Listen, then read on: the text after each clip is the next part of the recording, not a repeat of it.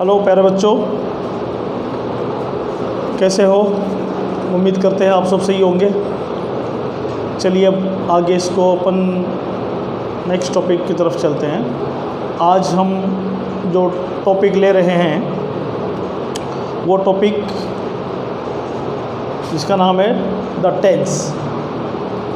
Tense पढ़ने से पहले बता दूं मैं आपको, 10th क्लास में भी ग्रामेटिकल पोर्शन में टेंस टॉपिक है और 9th क्लास में भी ग्रामेटिकल पोर्शन में द टेंस टॉपिक दोनों में है। तो वैसे देखा जाए तो 8th में भी है, ये 8th में भी है। लेकिन यहाँ पे आपको देखने वाली बात ये है कि मैंने यहाँ पे लिख दिया आपको क्लास 10 के रिलेटेड हो गया, लेकिन for class 9th also, 9th के लिए भी ये है। और यहाँ पे और मैं आपको बता दूँ, आपको 9th एंड 8th भी कर लो, इसको 9th और 8th भी कर देते हैं। For class 9th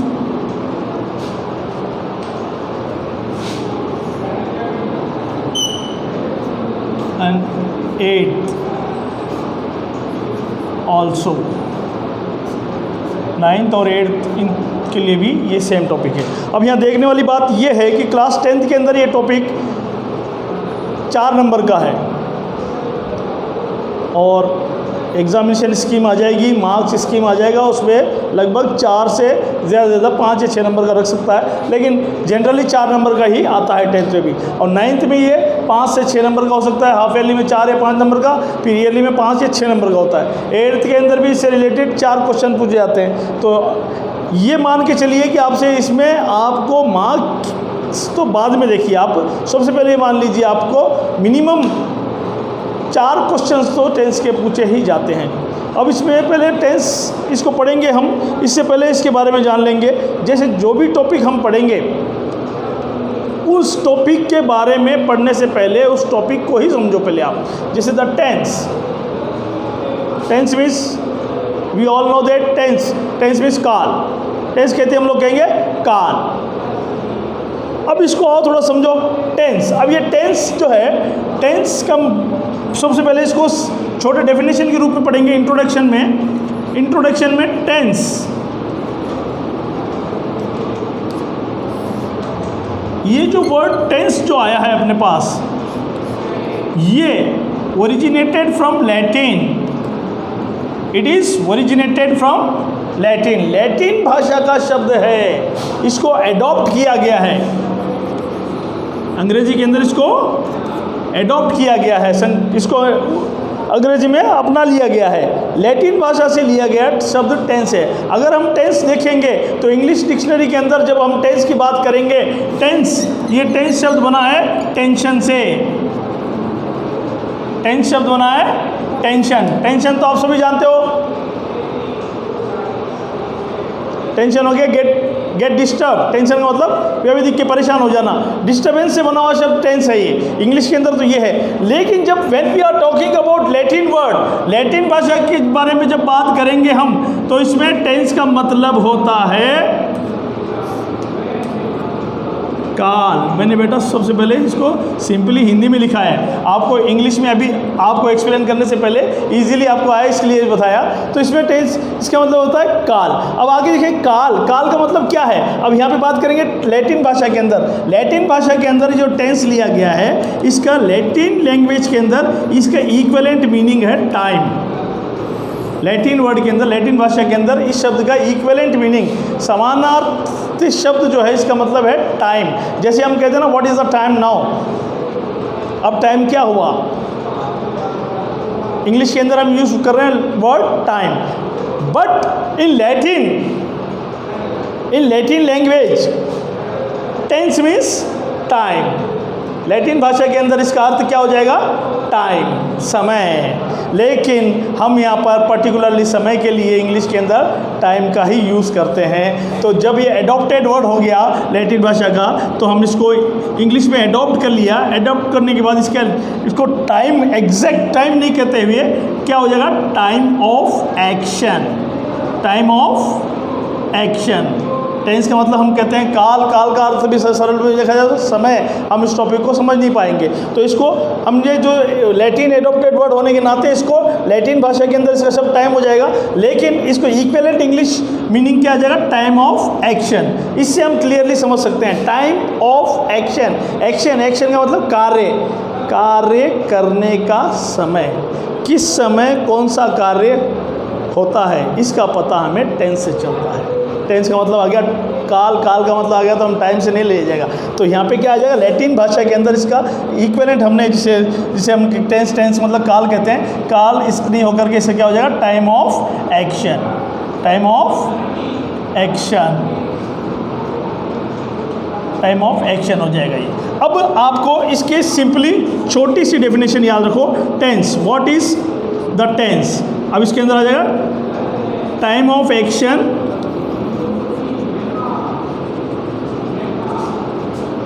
is called the tense. Time of action is called the tense. ये आपको अपने फिंगर टिप्स के अंदर इसको अपने शॉर्ट कट नोट्स के हिसाब से आप इसको याद रखना पड़ेगा। टेंस आते आपको माइंड बोलना चाहिए time of action. The time of action is called the tense. अब आइए, कार्य करने के समय को टेंस कहते हैं। कौन सा काम किस समय हुआ जिसको टेंस कहेंगे। अब आते हैं हम इसके बारे में, टेंस आगे पढ़ेंगे। टेंस जो ये जनरल जानकारी आप सभी को है, यहाँ तक कि इससे ज़्यादा कि नहीं, ये जानकारी सभी को होती है। आगे दिक्कत आती है फॉर्मेशन और ट्रांसफॉर्मेशन के अंदर। उससे पढ़ने से पहले आपको जनरल इन्फॉर्मेशन जो आपको याद है, जो आप सभी जानते हो, इसको फटाफट बताता हूँ। टेंस आएगा, टेंस के अंदर जनरली जो काइंड्स होते हैं, कितने होते हैं, 3 काइंड्स। ये तो आप सभी भली भांति अच्छी तरह से जानते हैं। The first kind is called the past tense.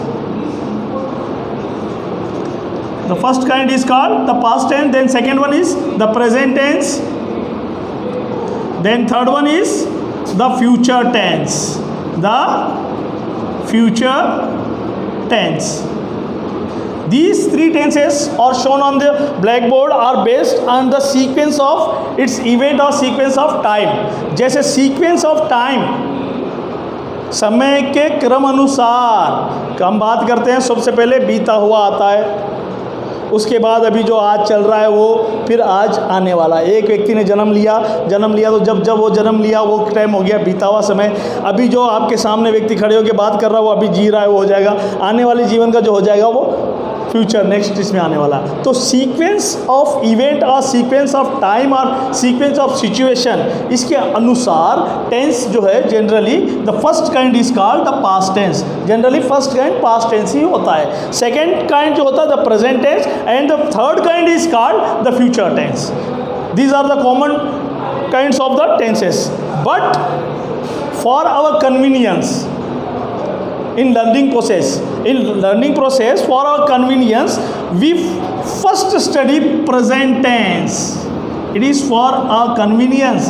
ये हमारे सुविधा के लिए है। हम अपनी सुविधा के लिए, हमें सीखने के लिए अमूमन सभी क्या करते हैं, सबसे पहले प्रेजेंट टेंस को पढ़ते हैं। ना कि आप ध्यान रखना first kind the present tense नहीं होता है। फर्स्ट काइंड जो होता है वो पास्ट टेंस ही होता है। यहाँ पर हम क्या करते हैं, अपनी सुविधा के लिए, जैसे प्रेजेंट को हम इजीली समझ सकते हैं तो हम प्रेजेंट को पहले लेते हैं। फर्स्ट नंबर पे प्रेजेंट को पढ़ लेते हैं, फिर सेकेंड नंबर पे पास्ट को पढ़ लेते हैं, फिर थर्ड नंबर पे फ्यूचर को पढ़ते हैं। बट एक्चुअल में past tense first kind, present tense second, future tense third kind. ये छोटी छोटी बातें हैं, इनका कोई आपके एग्जामिनेशन से कोई मतलब नहीं है। आपके एग्जामिनेशन के अंदर ये कोई पूछा नहीं जाता। लेकिन जनरली जानकारी, जहाँ दिक्कत कहाँ होती है, गलतियाँ कहाँ होती है, जो छोटी छोटी बातें जो होती है ना, उनमें वहीं उलझ जाते हैं, वहीं से आगे गलतियाँ शुरू हो जाती है। आप कहते हो सर मेरा सेंटेंस बन नहीं रहा, मेरे से ये Khalistan fill in the blanks नहीं हो रहा है। क्यों?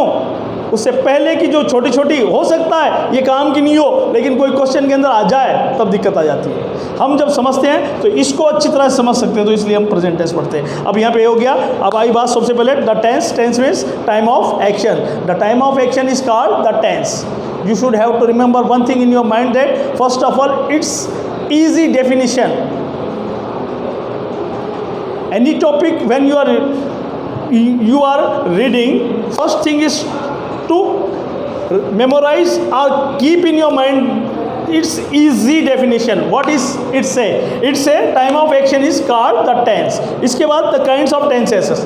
Tense के प्रकार, first kind is called the past tense, the second one the present tense, the third one the future tense. When we study about this tense, first of all we study present tense. It is for our convenience, not for grammatical rule. Grammatical rule के अनुसार नहीं, grammatical rule के अनुसार तो past पढ़ेंगे, लेकिन past थोड़ा tough पड़ेगा। ये तीन बातें होगी, द टेंस, टेंस के तीन प्रकार, the past tense, the present tense, the future tense. और हम पढ़ेंगे सबसे पहले द प्रेजेंट टेंस। अभी इसके बारे में आगे आपको बताता हूँ।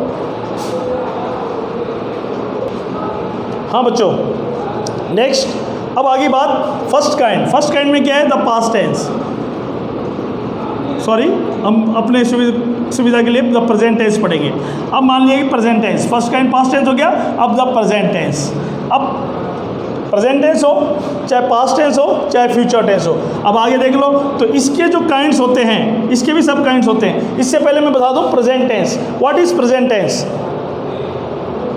When we are talking about the action that is denoting to the present time, जब हम ऐसे कार्य के बारे में बात कर रहे हो जिसका संबंध वर्तमान समय से हो, it is called present tense. The action that denotes to the present time, वो कार्य जो प्रेजेंट टाइम वर्तमान समय से संबंध रखता हो। प्रेजेंट वर्तमान के अंदर भी मान लिया गया। वर्तमान के अंदर हम हिंदी को जब सहारा लेके पढ़ रहे हैं तो छोटी सी बात मान लीजिए आप, वर्तमान का संबंध क्या होता है? पास्ट का संबंध क्या होता है? था। फ्यूचर का क्या होगा? होगा। है, था, होगा, बस ये टेंस है आपके। ये है, था, होगा, इसकी गहराई को या इन तीनों को समझ लिया तो टेंस खत्म। टेंस है कुछ नहीं। टेंस पढ़ते समय टेंशन में नहीं आना है आपको। ये हवा बनी हुई है, tense tense tense tense tense, तो एक्चुअल इंग्लिश मीनिंग में चल जाते हो आप। Tense is originated from the word tension. Tension से बढ़ा हुआ, गेट डिस्टर्ब हो जाता है, डिस्टर्ब हो जाना। डिस्टर्ब मत हो, इसको इजी वे में पढ़ो। और एक सिंपल थिंग है, जो टॉपिक है उस टॉपिक को उसके नाम के अनुसार पढ़ो। आधा काम खत्म, आधा काम खत्म तो आधा समझ में आ गया, शेष बचा हुआ अपने आप आपको आ जाएगा। और आप ध्यान से देखना इसको, एक टेंस आपने पढ़ लिया, दूसरा टेंस मुझे पढ़ाने की ज़रूरत नहीं है, मेरे से पहले आप बोलते जाओगे क्या आएगा। इसको देख लीजिए आप, प्रेजेंट टेंस। अब इस प्रेजेंट टेंस के बाद बात करेंगे तो एक्शन डिनोट्स सिंपली की, एक्शंस डिनोट संबंध रखना या दर्शाना to the present time, to the present time, वर्तमान समय से संबंध रखने वाला या वर्तमान समय पर आधारित कार्य, ये जो होते हैं वो किस में आते हैं? प्रेजेंट टेंस में आते हैं। अब प्रेजेंट टेंस की बात करेंगे। अब इतनी सी बहुत जानकारी आपने ले लिया प्रेजेंट टेंस, लेकिन काइंड्स ऑफ प्रेजेंट टेंस बहुत अच्छी तरह से सभी जानते हैं। ये इन सब में तो क्या कहते हैं, आप एक तरह से मास्टरपीस होते हैं, कंठस्थ याद होता है। इसके तो आप मानो महाज्ञानी होते हो। टेंस क्या है? तीन प्रकार बता देंगे, टेंस के तीनों प्रकार, और टेंस हो गए सब काइंड्स के भी चार प्रकार फटाफट बता देंगे। अब ये तो बोलने से पहले मैं बताया आपको, प्रेजेंट टेंस के भी चार प्रकार है। चार प्रकार में फर्स्ट प्रकार क्या आ जाएगा? The present indefinite tense, the present indefinite tense, indefinite tense. First tense is called the present indefinite tense. It is also called the simple present tense, the simple present tense। इसको simple present tense भी कहा जाता है, ये भी आप अच्छी तरह से जानते हो। सेकेंड काइंड क्या है? The present continuous tense. Second one is called the present continuous tense. In another word, it is also called the present progressive tense. Progressive tense. इनको ज़्यादा पढ़ाने की आवश्यकता नहीं पड़ती है, सब आप भली भांति अच्छी तरह से सभी आप लोग जानते हो। Third one is called the present perfect tense, the present perfect tense. Then its fourth kind, fourth one is called the present perfect continuous tense. The present perfect continuous tense. It is also called the present perfect progressive tense. The present perfect progressive tense. These are its four kinds. Present tense, when we are talking about the present tense has its four sub kinds. Tenses are divided into three kinds. The present tense, it is the tense kind. Then the present tense, it has also four sub kinds. इसके भी चार उप प्रकार है. ये सब kinds है present tense के. First one the present indefinite tense, the present continuous tense, the present perfect tense, the present perfect continuous tense. Generally आपको ये नाम याद रखिए. आम जीवन के अंदर जब आपके जैसे आपका लेवल जो हो जाता है ना 8th के बाद, अब वो 8th क्लास आ जाता है, तो आप सिंपल से निकल के इंडेफिनिट में आइए. यहाँ तक आप पढ़ते हो generally the simple present, the simple present, the simple present. Lower category थोड़े भारीपन ले आओ. जैसे हम बच्चा जब जवान होता है तो उसका गला फट जाता है, आवाज़ भं करने लग जाता है, तो इस प्रकार से वो भारीपन आ जाता है. तो आपके व्यक्तित्व में, पर्सनैलिटी में भी भारीपन आना चाहिए. तो यहाँ से सिंपल से निकल के थोड़ा आओ. इसको जनरली इसको अडॉप्ट करो. अब सिंपल को भूल जाओ. अब जनरली क्या नाम रखना आपको? The present indefinite tense, the present continuous tense, the present perfect tense, the present perfect continuous tense. Then talking about the second kind, the past tense. अगर इसी तरह से हम पास्ट टेंस की बात करेंगे, बता देता हूँ मैं आपको, जब पास्ट टेंस पढ़ाएंगे तब आपको भी, और ये आपको ब्लैक बोर्ड पे आपको इसको इस तरह से डेमो देके ही बता दूंगा. पास्ट टेंस, अगर सपोज कर लीजिए पास्ट टेंस आया, actions denote to the past time. Simple बात.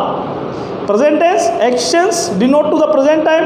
Past tense, actions denote to the past time. Then the future tense, actions denote to the future time. Simply सी बात याद है. Present tense के अंदर प्रेजेंट टाइम से, वर्तमान समय से जुड़े हुए कार्य होंगे. पास्ट टेंस भूतकाल से जुड़े हुए कार्य होंगे. फ्यूचर टेंस आने वाला समय, भविष्य काल से जुड़े हुए होंगे. अब इसके काइंड्स पढ़ेंगे, सेम काइंड्स है आपको. ये तो एक हो गया. इसके तीन प्रकार होते हैं, present tense, past tense, future tense. अब प्रत्येक के चार. प्रेजेंट के पढ़ेंगे the present indefinite tense, the present continuous tense, the present perfect tense, the present perfect continuous tense. Then the past tense, past indefinite tense, past continuous tense, past perfect tense, the past perfect continuous tense. Then the third one, the future tense. The future indefinite, the future continuous, the future perfect, the future perfect continuous tense. इस प्रकार से all together we must have to study 12 kinds of tenses. निश्चित रूप से हमें 12 प्रकार के tenses को पढ़ना पड़ेगा. 12 तो पढ़ेंगे जब पढ़ेंगे, लेकिन 12 पढ़ते पढ़ते ध्यान रखना है कि 12 नहीं बजाना है आपको. 12 बजाना मतलब अस्त व्यस्त कर देना. अस्त व्यस्त नहीं करना है, अटेंटिव होकर पढ़ना है. एक टेंस को आप ढंग से पढ़ लीजिए, बाकी आप अपने आप फॉलो करते हैं. फिर हम नेक्स्ट स्टेप में देखेंगे.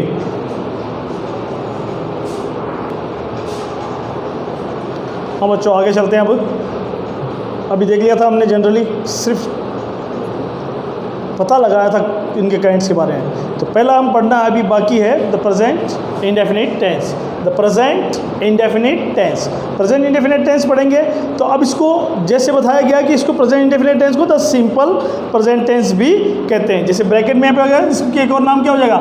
The simple present tense. अपने को ज़्यादा याद करना क्या है? The present indefinite tense. Present indefinite tense, ये तो हो गया इसका एक और नाम, द सिंपल प्रेजेंट टेंस. अब हम जो भी टॉपिक, बार बार मैंने आपको बताया, जो टॉपिक पढ़ो उस टॉपिक को समझ जाओ. व्हाट डज द टॉपिक से, अदर टॉपिक समझ में आ जाएगा. अब इसमें आया प्रेजेंट. प्रेजेंट मतलब वर्तमान. अब हम ऐसे काल के बारे में पढ़ेंगे जो वर्तमान प्रेजेंट टाइम को शो करेगा. प्रेजेंट टाइम में भी कौन सा टेंस तो पढ़ी रहे. प्रेजेंट टाइम में भी क्या है? इंडेफिनिट. इंडेफिनिट अनिश्चित. व्हाट इंडेफिनिट, क्या है इंडेफिनिट? टॉपिक की तरफ ध्यान रखो. टॉपिक क्या पढ़ रहे हैं हम? टेंस.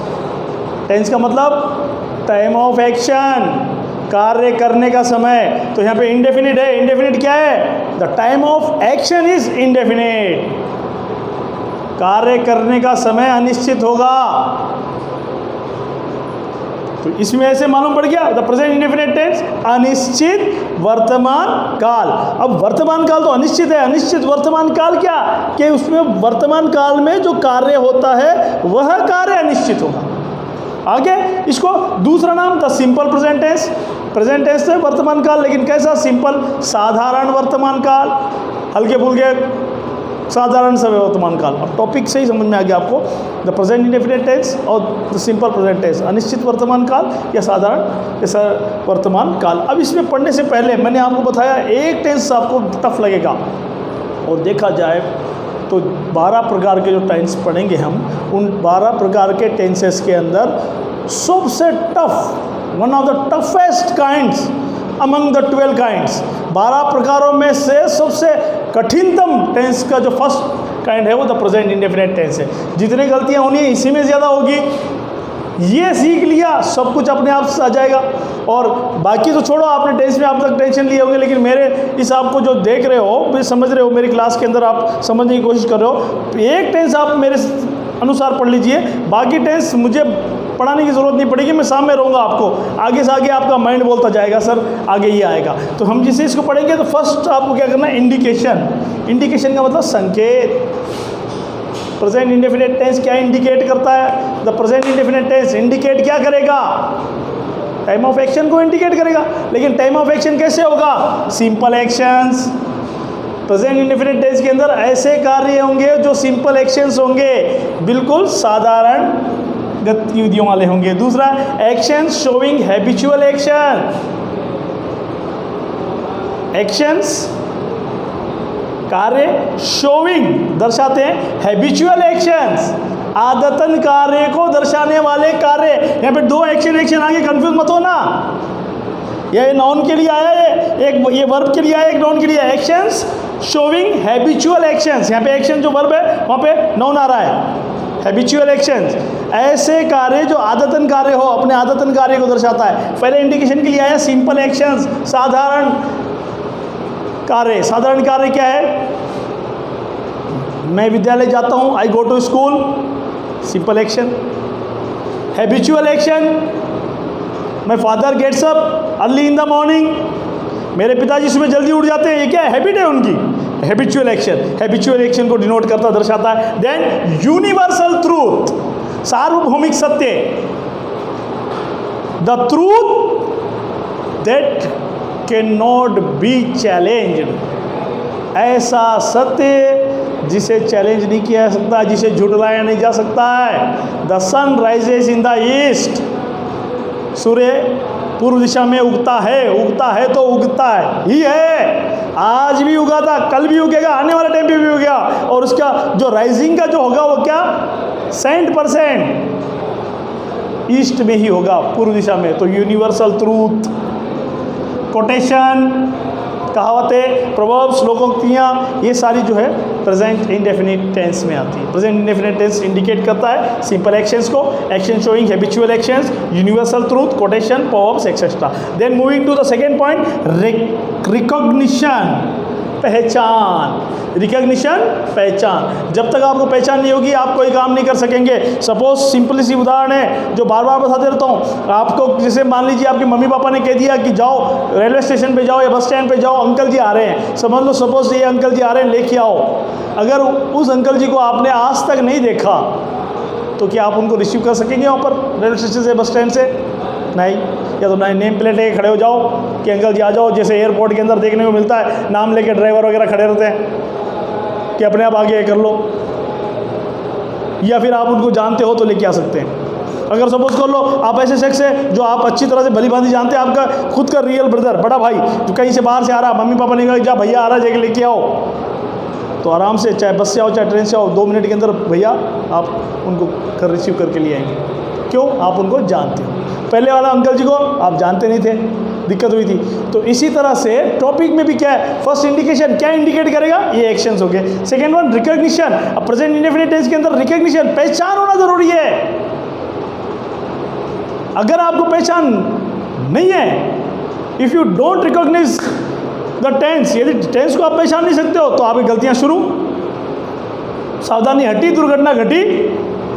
तो यहाँ पे क्या है, रिकग्निशन, पहचान। पहचान के अंदर क्या आएगा, हिंदी वाक्यों के अंत में ता है, ती है, ते है। भली भांति अच्छी तरह जानते हैं सर, जब से हम नाम अंग्रेजी का सुना है, टेंस, टेंस का मतलब ता है, ती है, ते, सब जानते हैं। बेटा जानते सब है, लेकिन इम्प्लीमेंटेशन, इसका प्रयोग कहाँ पे करना है, कैसे करना है, सही तरीके से करना है जानता है। अनपढ़ अनाड़ी इंसान भी जो होता है ना, अब जैसे आप देख सकते हो इंडियंस के अंदर every person is a advisor, every person is an advisor. हर एक इंसान जो होता है एडवाइज़र, सलाह देने के लिए तैयार होता है। आप चाहे मोटरसाइकिल हो, चाहे कभी ज़िंदगी में कभी उसने चलाना सीखा नहीं, लेकिन बैठे बैठे सलाह दे देगा, गियर ऐसे डालो, ऐसे उठाओ, ऐसे करो, ये करो। अरे लेकिन जब खुद इम्प्लाई करेगा तब मालूम पड़ेगा चलाना जानता है नहीं जानता है। तो टेंस का नाम आती बोलते हो टेंस, टेंस आती 12 खंड, 12 प्रकार, धनाधन एक ही सांस में सुना देंगे। फिर परेशान ता है, रा रही रही है, चुका चुके चुके, जो भी हो सब दे की सांस में सुना देंगे। चलो भाई, जब इतनी जानकारी है तो बना के बताओ, गिर के घुटनों के बल। तो सूचना तो बहुत है, कंप्यूटर में भी सूचना बहुत होती है, लेकिन कंप्यूटर के पास सुपर माइंडेड क्यों कहते हैं कि कौन सी सूचना को, कौन सी इन्फॉर्मेशन को कब इम्प्लाई करना है, वो अच्छी तरह से प्रोसेस उसका काम करता है। अब आपका प्रोसेस काम जब करेगा तब आपको ये भी आ जाएगा। तो आपको ये भी पता है रिकग्निशन के अंदर ता है, ती है, ते है, एक्सेट्रा आदि हिंदी वाक्यों के अंत में ता है, ती है, ते है आएंगे। एडवर्बियल्स, ये पोर्शन जो है इसको आप देखिए, एडवर्बियल, मैं इसको यहाँ पे ये कर रहा हूँ। एडवर्बियल ये मेन काम की चीज़ है आपके, क्योंकि आपके एग्जामिनेशन के अंदर जो क्वेश्चन जो पूछा जाएगा, fill in the blanks with the correct form of the verbs given in brackets, कोष्टक में दिए गए वर्ब के सही फॉर्म से खालिस्तान भरिए। या तो ये आपका एग्जामिनेशन पैटर्न होता है। जब जैसे आपका स्तर बढ़ जाता है, आप पास आउट हो जाते हैं, कॉलेज पास आउट होने कॉम्पिटिशन एग्जाम्स में जाएंगे तो भी टेंस से रिलेटेड क्वेश्चन तो 100% बनता ही है, उसमें भी यही काम आएगा आपके। उसमें क्या आएगा आपके, इसमें फिल इन द ब्लैंक्स होता है स्कूल लेवल पे, वहाँ पे क्या है, जो ऑब्जेक्टिव टाइप क्वेश्चन होते हैं, सेम प्रोसेस वही होगा, लेकिन उसके लिए जो adverbials, a word that originated from an adverb, एक वह शब्द जो एडवर्ब से लिया गया है, एडवर्ब से बना है, उस शब्द को एडवर्बियल अक्सर कहते हैं। जैसे मान लीजिए ये शब्द आया always, never, often, rarely, sometimes, daily, every day, in the morning, in the afternoon, in the evening, at night, at midnight, at 5 AM, at 6 PM, at 7 o'clock, on Sunday, in July, punctually, perhaps, probably, usually, etcetera आदि। ये शब्द जितने भी शब्द है, always, never, often, जिसमें इनमें से कोई सा भी शब्द एक जो आपके वाक्य के बीच में आता है वो इंडिकेट करता है। जैसे ऑलवेज आ गया किसी सेंटेंस के अंदर, ऑलवेज आते ही सट पॉइंट आउट कर लिया, आपका माइंड बोलना चाहिए द प्रेजेंट इंडेफिनिट टेंस का सेंटेंस है। तो इसके अंदर मान लीजिए एट 5 AM आ गया, 5 AM का मतलब केवल 5 AM ही नहीं, AM एंटी मेरिडियन सुबह का समय, PM पास्ट मेरिडियन दिन के बाद का समय, ओक्लॉक घड़ी का निर्धारित निश्चित समय। तो AM, PM, ओक्लॉक से जुड़ा हुआ समय जो होता है ना, ये समय को दर्शाते हैं। चाहे 5 AM आ जाए, 3 AM आ जाए, 6 AM आ जाए, 7 AM आ जाए, 12 AM आ जाए, कुछ भी आ जाए। लेकिन सपोज कर लो टाइम आ गया एट 5 AM, 5 AM आते ही आपका माइंड बोलना चाहिए द प्रेजेंट इंडेफिनिट टेंस। इसको इस तरह से एक ही झटके में नींद में पूछे, sometimes the present indefinite tense, probably the present indefinite tense, usually the present indefinite times, in the afternoon the present indefinite tense. इस प्रकार से हैबिट अपनी बना लीजिए, ये आपके जो एग्जामिनेशन ओरिएंटेड क्वेश्चन हल करने में ये काम आएगा। Then moving to the next point, helping verbs. Helping verbs के अंदर सहायक क्रिया, सहायक क्रिया के अंदर डू या डस। समझ रहे हो ना, यही हो आप लोग। मुझे पता है आपको लगभग 20-22 मिनट हो चुके होंगे मुझे पढ़ाते हुए, 20-22 मिनट हो गए, तो आपको यहाँ पे कॉन्सेंट्रेट कीजिए, कॉन्सेंट्रेट कीजिए। कितना टाइम हुआ मालूम है ना, तो 20-22 मिनट हुए हैं। तो देखिए, अब शायद हो सकता है इससे ज़्यादा भी हो सकते हैं। तो डू, अब helping verb, next first point indication, recognition, adverbials, ये 3 होने के बाद नेक्स्ट पॉइंट है हेल्पिंग वर्ब, सहायक क्रिया। सहायक क्रिया के रूप में डू या डस, डू और डस। प्लूरल सब्जेक्ट के लिए, बहुवचनकर्ता के लिए डू और सिंगुलर सब्जेक्ट के लिए डस। जब सब्जेक्ट कर्ता प्लूरल बहुवचन हो तो डू, जब सब्जेक्ट सिंगुलर हो तो डस। लेकिन इसके लिए स्पेशलिटी क्या है, except affirmative sentence, affirmative sentence को छोड़कर। अब हमने ये तो टेंस पढ़ा, टेंस के 12 काइंड के बाद जब हम प्रेजेंट इंडेफिनिट टेंस पढ़ रहे हैं तो ये सारी चीज़ें होने के बाद हम फिर वाक्य के प्रकार पढ़ेंगे। वाक्य के 4 प्रकार कम से कम मिनिमम पढ़ने ही पड़ेंगे, 4 ही है, 5वां में एडिशनल के अंदर WH word yes no type में जोड़ूंगा मैं, तो 4 तो प्रकार पढ़ने ही पड़ेंगे आपको। तो जब यहाँ पे ध्यान रखना पड़ेंगे अफर्मेटिव सेंटेंस आएगा, अफर्मेटिव सेंटेंस के अंदर हेल्पिंग ऑफ डू डस का प्रयोग नहीं होगा, ध्यान रखना, एक्सेप्ट अफर्मेटिव सेंटेंस। फिर उसके बाद नेक्स्ट पार्ट जो है आगे आपके उसके पास कंजुगेशन ऑफ वर्ब, क्रिया का रूप, वर्ब फॉर्म जो हम कहते हैं conjugation of verb. Conjugation of verb के अंदर V to the power of 1 verb की first form, V to the power of 1 plus S या ES वर्ब की फर्स्ट फॉर्म प्लस एस या ES। सिंगुलर सब्जेक्ट होता तो वर्ब की first form क्या एस या ES लग जाएगा, प्लूरल सब्जेक्ट होता तो केवल वर्ब की फर्स्ट फॉर्म लग जाएगा। इस वर्ब की फर्स्ट फॉर्म को, वर्ब की फॉर्म होती है जनरली कि बुक के अंदर आपको 3 फॉर्म मिलेंगे, वर्ब की first form, second form, third form, first form, second form, third form. इसका नाम भी याद होना जरूरी है आपको। फर्स्ट फॉर्म कहलाता है the present tense, second form कहलाएगा the past tense, third form कहलाएगा पास्ट पार्टिसिपल। बाद में 2 अपने मैन मेड फॉर्म अपने अपनी सुविधा के लिए बनाते हैं, वो हो गया वर्ब की फोर्थ फॉर्म जिसे हम कहते हैं ING फॉर्म, वर्ब की first form plus ING the present participle. फिर एक और हम अपनी सुविधा के लिए बनाते हैं 2 प्लस वर्ब की फर्स्ट फॉर्म इन्फिनिटिव। इस प्रकार से आपको जनरली 5 फॉर्म आना चाहिए। जैसे मान लीजिए सपोज के लिए एक एग्जांपल ले लेते हैं, गो, गो वर्ब की फर्स्ट फॉर्म है, अगर सिंगुलर सब्जेक्ट होता तो गोज हो जाएगा। सेकंड वर्ब की second form past tense went, verb की third form the past participle gone. फिर सेल्फ मैन मेड फॉर्म होंगे, वर्ब की ING फॉर्म जिसे कहते हैं फर्स्ट फॉर्म प्लस ING, जिसे फोर्थ फॉर्म कहते हैं द प्रेजेंट पार्टिसिपल गोइंग। फिर फिफ्थ फॉर्म 2 प्लस वर्ब की फर्स्ट फॉर्म इन्फिनिटिव, ये होगा टू गो। इस प्रकार से वर्ब की इसको वर्ब जो बनाते हैं हम go, went, gone, going, to go. अब प्रेजेंट इंडेफिनिट टेंस के अंदर कंजुगेशन ऑफ वर्ब के अंदर वर्ब की फर्स्ट फॉर्म प्रयोग करते हैं। ये आपके पास general information about the present indefinite tense, ये आपके माइंड में फिक्स कर लीजिए। फिर मैं एक बार बताता हूँ, हो सकता है प्रेजेंट इंडेफिनिट टेंस में ज़्यादा टाइम लगे, बाकी आपको फटाफट पढ़ा दूंगा। इसमें इंडिकेशन में याद रखना ये द प्रेजेंट इंडेफिनिट टेंस एक ऐसे काम को पता चलता है जिसमें simple action, action showing habitual actions, universal truth, quotation, proverbs आदि जो आते हैं इसको इंडिकेट करता है। Then moving to the next point recognition, Hindi वाक्यों के अंत में ता है, ती है, ते है आदि आएंगे। Sorry, third point adverbials, most crucial part of the important points, इनके महत्वपूर्ण बिंदु में क्रूशियल पार्ट है, बहुत महत्वपूर्ण वाली बात है। ये वर्ड याद रखना, इंडिकेशन वर्ड, इनको रट लीजिए। ये जहाँ कहीं भी सेंटेंस के अंदर आता है इससे खालिस्तान बनने वाला आता है। नेक्स्ट पॉइंट अपने पास है हेल्पिंग वर्ब, हेल्पिंग वर्ब के अंदर डू या डज एक्सेप्ट अफर्मेटिव सेंटेंस। फिर कंजुगेशन ऑफ वर्ब, वर्ब की फॉर्म के बारे में बात करते हैं, वर्ब की फर्स्ट फॉर्म या फर्स्ट फॉर्म प्लस एस या ईएस द प्रेजेंट टेंस, इसका द फर्स्ट फॉर्म को हम कहते हैं द प्रेजेंट टेंस। ये आपको जानकारी, सामान्य जानकारी होगी। तो हम अब इसके बाद अगला पढ़ते हैं, लेकिन काफ़ी लंबा टाइम हो गया। नेक्स्ट पार्ट के अंदर मैं इसको आगे कैरी फॉरवर्ड करता हूँ, आप देख लीजिए, अच्छी तरह से पढ़ लीजिए। उम्मीद करता हूँ अच्छी तरह से पढ़ेंगे। It's okay, thank you.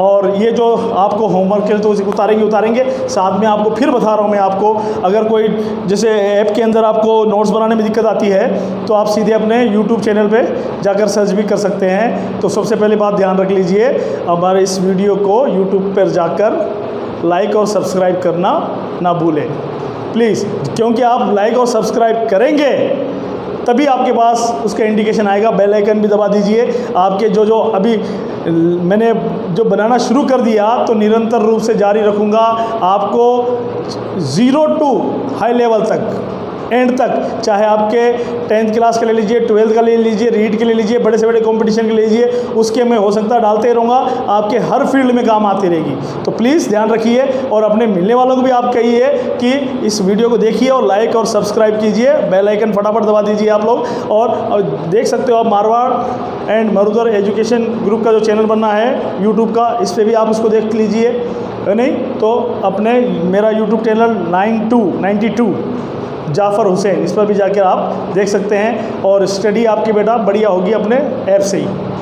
पहले अपने ऐप से फॉलो कीजिए, मरुधर एंड मारवाड़ स्कूल का जो ऐप जो चल रहा है उससे पहले आप स्टडी कीजिए, उससे नोट्स बनाइए।